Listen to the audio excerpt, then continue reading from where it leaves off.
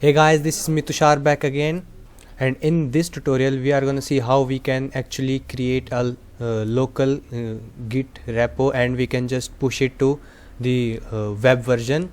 So what we are gonna do is to initialize Git into our Flutter application. We will take a demo application and we will try to initialize Git in it, and then we will push it to the GitHub. So let us take this one application. I don't know what is this, but still here Git is not initialized, so we can actually use this. So just head over to your Chrome or any other browser and just search for GitHub. So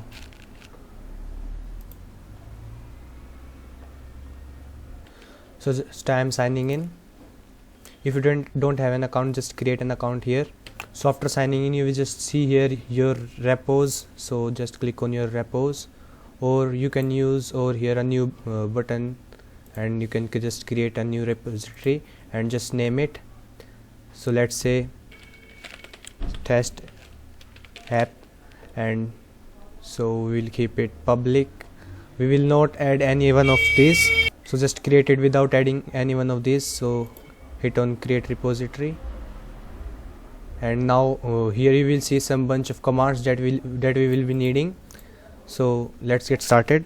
So to get started, just type in Git over here, and you have to download this software called Git, and it will take you to this gitscm.com, and just download it from here for any of these platforms. So after you will download it, you will see something like, when you will right click over to the folder, you will just see here two options, basically Git GUI here or Git bash here. So you'll run Git bash here. So this is the root folder of our application. So now we need to run those commands here, which you are going to see in here. So let us take this here. So here are two types of command: create a new repo on the command line, or push an existing repo. So we are going to create a new repo.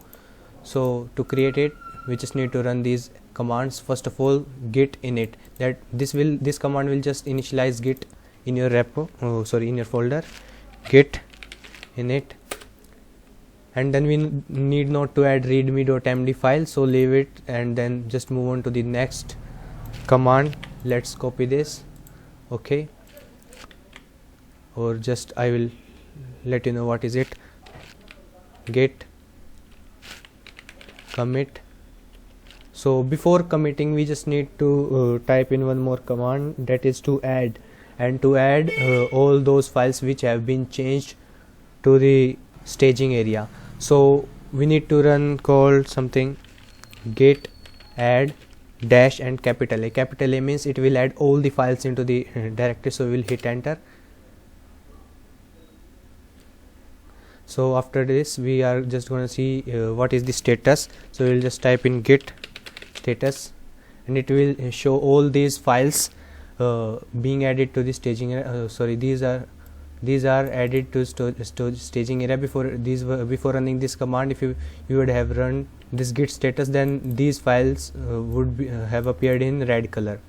So now these all are in green, so these are actually on the staging area. Now we can just commit these these changes. So we will run now this command called git commit dash m, and then dash m means we are giving a message, and message should be in these two quotes. So just run commit dash m, and we have to give our message over here first, commit, and we'll just hit enter. So it has committed all the changes. So now basically Git is tracking all the changes that we are making in the folder. So now we have initialized Git and committed changes into our local repository, but now these three commands will let you push it to the web version. Over here you will see all the files. So we are going to run all these three commands. So first of all, git branch dash m main. So git branch dash m main. After hitting this, it is telling us we need to run the next command. It is called git remote add origin. So git remote add origin. So now after writing this command, we just need to paste URL, and the URL is over here, and we can just copy this on a single click and just copy this, take it back here, and I will just paste here, and we will run this. So this will add this URL as origin. So whatever you will push after making another changes will just happen to this URL. So now finally we have to run this command, git push -u origin main. So this is the final command that will just send all those files to this website called GitHub, and here we can just let anyone clone our project and work on it, or we can just keep a track of all the changes that we have made. So we'll hit enter. It will take some time depending upon your internet speed or connectivity.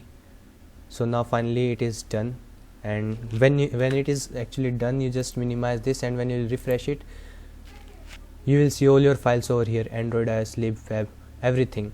And if you want someone else to work on your project, just give him or her this link over here, and he or she will use this code and can clone or download or zip, and then he or she can just push it, and you have to just merge it into this. If someone will make changes to the repo and push it, then you just have to merge it into this, and those changes will start appearing on this project. So thank you guys, see you in the next video. Till then, bye bye.